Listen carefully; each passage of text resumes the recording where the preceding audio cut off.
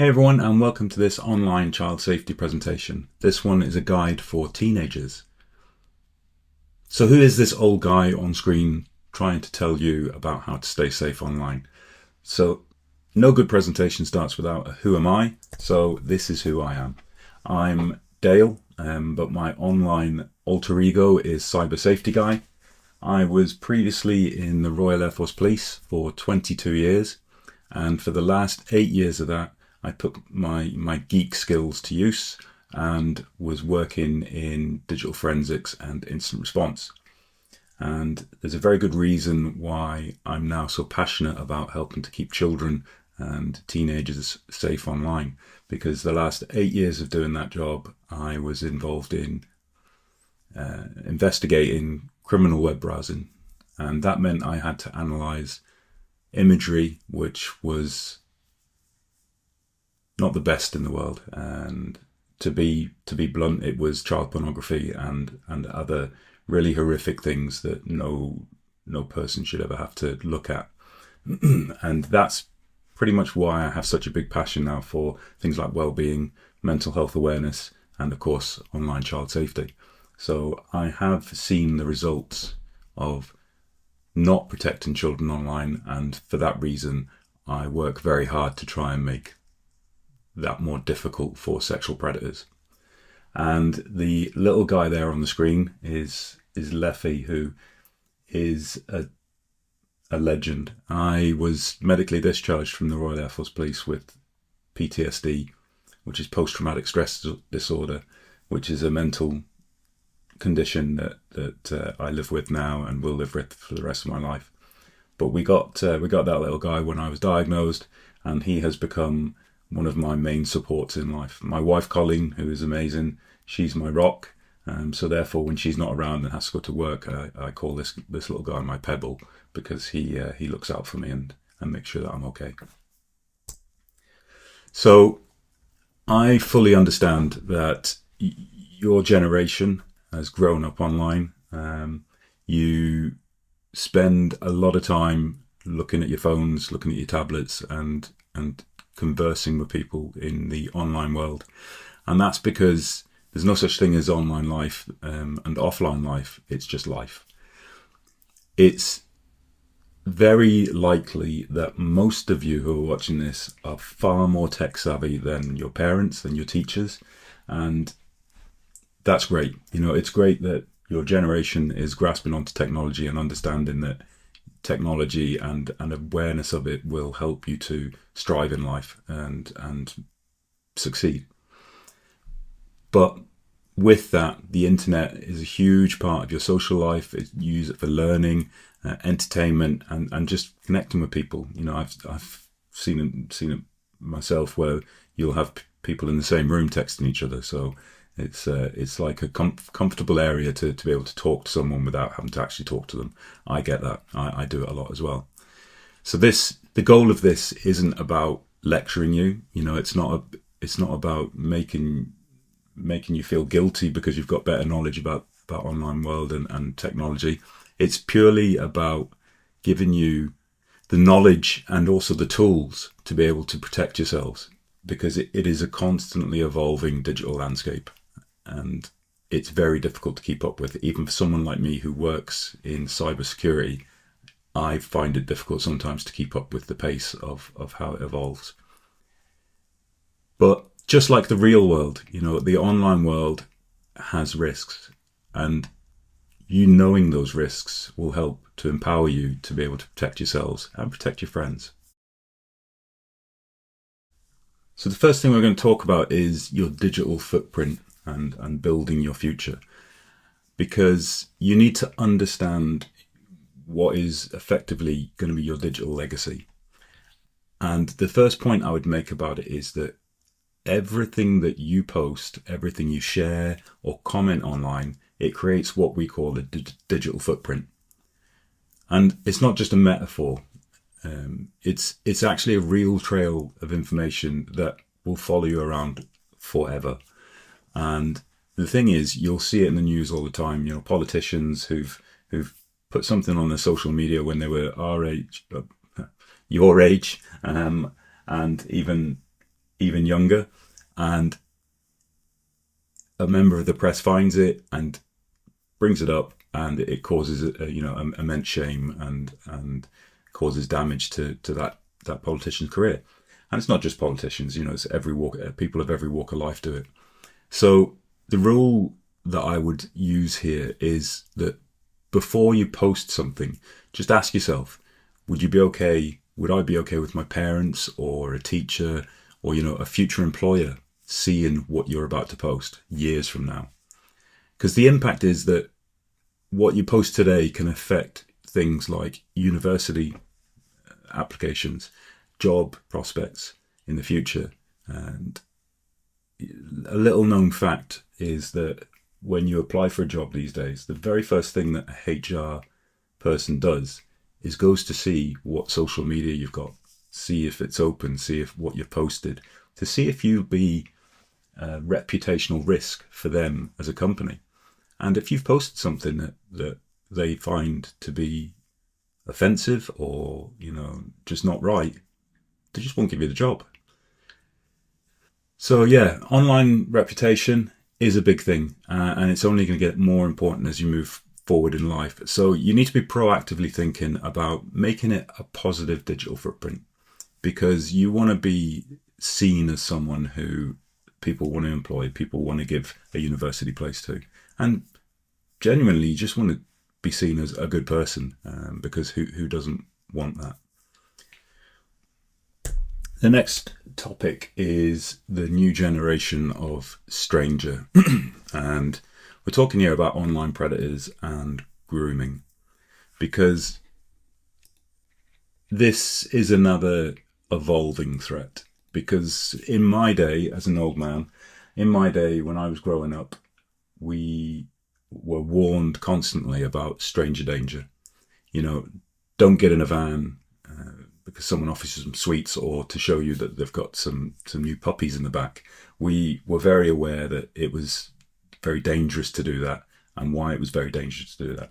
And that's because parents, teachers, and the like, it was very easy for them to understand stranger danger. So therefore it was very easy to talk about it. So everyone talked about it. So you just understood. And that all still applies today, because you still have that stranger danger. But there's a new generation of stranger, and their hunting grounds are the internet, their social media platforms, online games. That's their way to try and get to children and teenagers. And these predators are not nice people. They are the worst of humanity. They want to do the worst things that you can imagine to their victims. And the thing about it is that the old stranger danger, it was very high risk for them to go out and grab a child off the street, because they could get caught, they could get seen, and it was high risk. But these days, they can take months, they can even take years building relationship and building trust online before they act. So the rule's pretty simple for this one. It's don't talk to strangers online, or for that matter, in the real world. So those two stranger dangers, take them as the same, and take that rule as being the same. Be wary of anyone that you don't know in real life, because the person you're talking to online isn't necessarily the person they're portraying themselves to be, especially these days with the invention of AI and deepfake technology. You can literally be talking to who you think is the president of the United States, and it will sound and look like them, but it's just a bit of software that's allowing someone to portray themselves as that. Catfishing is another thing. That's where people use fake profiles, they use fake pictures and identities using that very same technology. And as I say, just because they say that they're 18 and Jimmy from down the road, don't take everything on face value. Meeting offline, and this is a really important one here for this one. Never arrange to meet someone that you've only ever talked to online without letting a trusted adult know, and have them fully involved, because they need to be aware of what's going on and help to protect you. So, there is a time and a place for meeting people that you've met online, but you need to make sure that's in a very secure and safe way, and a trusted adult can help you to do that. Malware and blackmail. So malware is viruses, and most of you will be fully aware of what they are. But what a lot of people don't understand is that malware can actually be used to gain remote access to your devices, your phone, your tablet, your computer, and that includes your webcam and your microphone. So they can effectively turn your phone into a listening and device and a tool for watching you, which I'm pretty sure you wouldn't want some stranger just watching you 24/7 and being able to take recordings of that and take pictures from that. They can then use those recordings and pictures to start blackmailing you.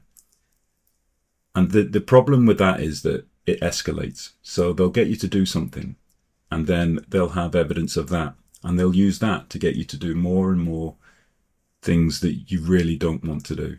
And it will get to the point where you feel it's gone too far and you have no escape from it. There's no way out. There's always a way out, but the best thing you can do is stop that early in the process and tell someone, because in the past, children have killed themselves. They have committed suicide because these people, and I use that term very loosely because they're not people, but they have pushed the child to the extreme, and that child has thought, my life is over, and they've taken their own lives. And no one should ever get to that point. So take that one seriously. If someone asks you to do something that you think is wrong, or they threaten you, or it makes you feel uncomfortable, or they ask you to keep a secret, then at that point you need to tell a trusted adult straight away, your parents or whoever you feel comfortable going to. Tell them immediately, because they will know how to help you. And that's what you'll need at that point, is just help to be able to solve the situation, make sure it doesn't happen again, and move on. Protecting your digital fortress. Privacy and security is a big thing these days. As technology has evolved, these have become even more important. And there's many things that you need to be thinking about in this area. And the very first one is important. It's the personal information side of things, or PII as we call it in the industry, of personally identifiable information. It's like a currency in the black market online world. People are selling it left, right, and center. So never give out your personal details, your full name, your home address, your phone number, your school name, or private images and videos without speaking to your parents or your trusted adult. Get their permission. And as I say, that's important because the information can be used for scams. It can be used for someone to steal your identity and use it as their own. And it can be used by online predators to track you down in the real world. Strong passwords. This is probably one you've heard of, but it's really your first line of defense against people who want to try and get your information. So always use a strong and unique password. Don't use the same password across lots of different accounts. And the reason for that is that if that password gets breached in one app or online game or whatever, and you use it across others, bad people online will try that password across many different accounts to try and get access to more of your information. So you should always have different passwords for different things. Never share your passwords, even with your friends, because someone who's your friend today won't necessarily be your friend tomorrow. So just keep those passwords to yourself. And also consider using a secure password manager. I use one myself. It's a great thing. I only have to remember one password, and that protects all of my other passwords. It's a very strong password, and I also use my fingerprint and other things, tokens on apps to be able to protect that. But it just means that you can have really strong passwords and not worry about having to remember them. VPNs, virtual private networks. Think of those as a private tunnel online. So everything you do goes through this private tunnel that only you have access to and whatever's at the other side. And it creates that tunnel between your device and the internet. The benefits for you is that it hides your digital location, your IP address from people. It also protects your data on Wi-Fi networks, like public ones, like in the school or on a cafe. And it also makes it really hard for companies to track your habits and target you with those really creepy adverts that, that it starts raining outside, you're talking about the rain, and next thing you've got an advert for an umbrella. It sort of protects you from that sort of thing. And if you are going to use a VPN, just make sure you use a trustworthy one, and it has strong encryption. Security software and updates. Always have a good antivirus software installed on computers and on your phone and tablets, because that's going to help to protect against malware, and it's also going to protect you against things like phishing scams. And phishing scams are where you get those emails that they're telling you urgently you need to click on this link. Don't believe everything you're told. Always check. But basically, keep your operating systems, when you get that little pop-up that says you need to update your software, do it. Don't put it off, because the reason that software gets updated regularly is to close down security loopholes that have been found by different people who do this day in, day out, trying to find these little holes to get in through defenses. And just be careful with files and links. Don't accept files, images, or click on links from anyone you don't know or who isn't a trusted source, because it could be malware. This one's really important these days, and it's important for many reasons. Linking back to that very first one about your digital footprint and how that'll follow you around for the rest of your life. Cyberbullying and online conduct. Bullying isn't just this physical thing anymore. It's not like back in my day where, if I was bullied in the playground, at least when I got home, I got a break and from the bully, and they couldn't get to me. In these technological times, that's not true, because with social media and other things, it's very easy for the bully to still get to their victim. And this is where the rule for this, in my mind, is something I was brought up on and told by my parents, and something I truly believe in these days, is you want to treat people the way that you want to be treated. So just be kind to people, because I'm pretty sure you want them to be kind to you. And if you're seen as a bully, that's not a nice image. No one likes a bully, for a start, and bullies don't tend to succeed in life. So just treat other people the way you would want to be treated by them. And think about comments before posting them. Words very easy to misinterpret and hurt other people's feelings. So just be careful with that one.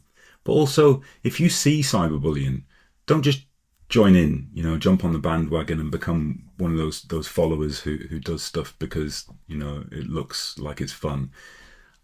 I would say flag it up to a trusted adult, or report it on, whatever platform you're on, report that content that you're seeing, and just encourage others to stop, to speak to people and to support each other. If you're being cyberbullied, then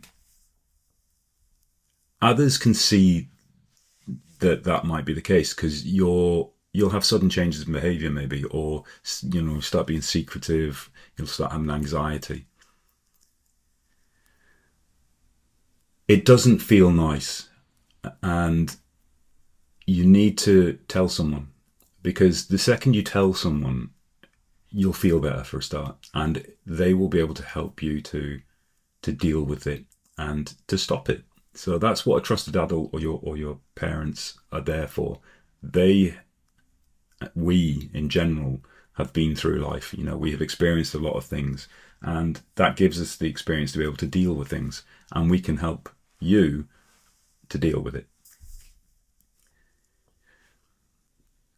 If you're being cyberbullied, save the evidence, take screenshots and make sure you keep, any messages and any videos or anything that's been sent, because evidence will help to put a stop to it. And then just block or report the bully, on the platform's tools, or through your parents. If it's someone at school, you'll be able to deal with the school to help to solve that situation. Specific abuser tactics, and this one is relevant for older teens. And we're talking about activities such as trolling, where harassment or antagonization of someone online using just mocking statements, that sort of thing, to try and really hurt someone. Doxing is another one which links back to why you keep your private information safe and secure. Is when someone gets hold of that information, they can reveal it to the world, and then they publicly encourage others to jump in on their harassment. And there's plenty of groups out there who they love this. They love making people's lives an absolute misery, because to them it's a sport. Don't become one of their victims, okay? Swatting is something that is more prevalent in America, but it has started to make its way across the pond to here in the UK. And that's about, normally in the gaming environment, when someone thinks that they've been cheated, whereas in fact they're just rubbish at the game. They think they've been cheated, so they'll call the police, and they'll say that if they've got your address, they'll say that they've seen weapons or they've seen a gun at your address. Next thing you know, the armed police are turning up at the door, and your evening's pretty much ruined because you're on the floor with guns pointing at you. And spoofing's another one, where they make calls or texts appearing to come from a different number, just trying to trick you into answering, and then being able to give you abuse. These are things to be aware of, because they could happen. But also, just don't be a person who commits these things, because some of them are criminal offences, and you can get a criminal record from them. And peer pressure is an important one to end on, with that being a good digital citizen, because it's important that you don't become a follower. You don't jump on the bandwagon and just use that as an excuse, because it's not an excuse that will protect you from any sort of criminal liability. Saying you did it because the group did it, then you're all getting done for it. It's just not worth it. And don't give in to that peer pressure to send inappropriate comments or images, because the consequences, going back to the talk about the digital footprint, can follow you around for the rest of your life and really impact your ability to succeed. Here we have smart gaming and app use. And the thing I would just say about this is just try and stay aware, because there's a lot happening in those environments, and they are moving at pace, as I said before. But gaming is not just jumping on and playing a game anymore. It's much more than that, because they've become, with consoles, PCs, even on mobiles, they've become social spaces, and they've all got chat functions and forums and stuff associated with them, Discord servers, the lot. And the danger here is that sexual predators are using those platforms to find and to groom children and teenagers. And if you need evidence of that, then just Google the Breck Foundation and have a read of that story, because it's a story that affected me when I read it, because I became quite emotional about it, because a 14-year-old was died after an 18-year-old predator targeted them online, and they became a victim of that predator. And in the end, the 14-year-old took their own life. And that's what I'm saying, is that it's not something that can just be laughed off. And you've got to know the risks, because you need to be protected from those sort of outcomes. So yeah, just be cautious in chat rooms and on game forums, on Discord channels. Just talk to people that you know in real life. And that's the best part about online gaming, is just playing with your mates and having a bit of a laugh and chatting to each other as you do it. Risky apps. I have lots of posts on my blog about different apps, and some of the risky ones that I would consider would be Omegle. Kick, Rhino, Discord. Some of them are good programs, but they can be used for bad things. And that's what I mean, is a lot of tools and platforms are there for a good reason, but that doesn't stop them being used for the purposes of evil and evil intentions. Especially on things like the webcam-based social channels, because they're the ones that they will get you to do something and then use that as evidence and to blackmail you to get to do worse and worse things. So be extra careful on things like that. And spam accounts, this is one that I know is out there, and most parents these days know is out there because I tell them. And that's the spam accounts. You've got 3 Facebook accounts. You tell your parents about one, you've got a second one for your friends, and then you've got a third one for thinking you can do whatever you like online and no consequences. But all the rules I've already told you about and all the consequences I've already told you about relate to whatever account you try and create online, and can follow you around and can be the basis of a predator, starting to target you and you ending up their victim. Age ratings. I know that a lot of teenagers think that age ratings don't mean anything, and I would just say try and respect those age ratings, because they're there for a reason.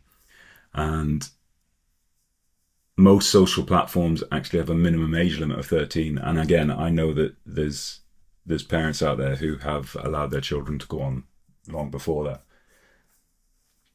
Just remember some of the things I've told you if you're online there, and if you do go on to things that you shouldn't, because I know some of you will. But just be aware that there's a reason why they're trying to protect you from certain things, and I don't want you to fall victim to that. So please do try and not go on to things that are above your age. Your ultimate power, and this I've done a video for children up to 13, and I call the things that we've just spoken about superpowers. And I honestly believe you're all teenagers, so I'm not going to use that sort of terminology. But I honestly believe this one here is a superpower, because it's the basis of protecting yourself and being able to do so. And it's talk, listen, and learn. And I'm terrible at listening, but even I manage to listen sometimes.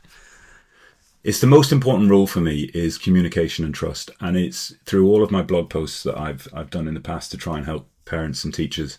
I always come back to this in all of the posts, is that communication is key, and being able to be approached, to be approachable, and for your children and teenagers to be able to come to you and speak to you. So that's what I tell the parents and the teachers. And I'm telling you the same thing, is that it's pretty much crucial for your online safety that you always talk to a trusted adult. If anything online makes you feel worried, uncomfortable, sad, or just confused, it can be a parent, guardian, teacher, or another family member. And like I say, what you should expect from them is you should expect them to listen, and calmly listen, not overreact to what you're saying or try and judge you, because they should be there to help, not punish you for something that might be out of your control. And that's what I tell them all the time, so that you can go to them no matter what, and they will help you. Hiding information is probably your first instinct sometimes, and as you are all generally more technically aware than parents, it's probably very easy to do. But I would say to you that if you hide things, then it's going to be much harder for people to help you, and you're just going to get into a situation where you don't feel like you've got a way out. And we've talked about that earlier in this presentation, and you don't want to be in that boxed in position where you think there's no way to solve what's going on. So talk to them, empower them to help you and support you, because as I've said before, us old people, we've experienced a lot in life, and something you're experiencing may seem like the worst thing in the world in that moment, but we've probably experienced it 2 or 3 times in our lives, and we know how to deal with it and help you deal with it. The best way for you to think about, parents and trusted adults is that they genuinely are interested in what you're doing online and why you enjoy it, and they want to be able to help you to do that and support you in doing that because they want you to enjoy yourself. They want you to succeed in life. So talk to them. Show them your favorite apps or games. Show them how they work. Talk about current events or people who are influencing you online and influencing you in your day-to-day life online. And even offer to give them advice on how to be better online. I've seen some shocking things from parents of things they do online, open Facebook profiles with literally everything there for the world to see. And I'm pretty sure you're in a good position to be able to help them to secure their online lives. So do, because it creates that open two-way conversation between you and your parents or you and your trusted adult, and helps to build that trust between you. There's no such thing as a stupid question. And I've tested that one many times because I have asked lots of stupid questions in my life. But I genuinely believe that when it comes to your safety and online safety, there is no such thing as a stupid question. Because if you don't ask the question and you rely on things that you've read online or what your mates are saying, then they're probably in the same position as you in that they don't understand and they don't know the real answer. So do try to ask questions, even if you think they're stupid. And parental controls, they're there for a reason. They're there to help protect you and to make sure you're safe online and can enjoy the online world. So don't try and get around them because you're just playing into the hand of the predators, the online predators. You'll be happy to hear this is the last bit I'm going to talk, because I'm sure you're all bored of my dulcet tones now.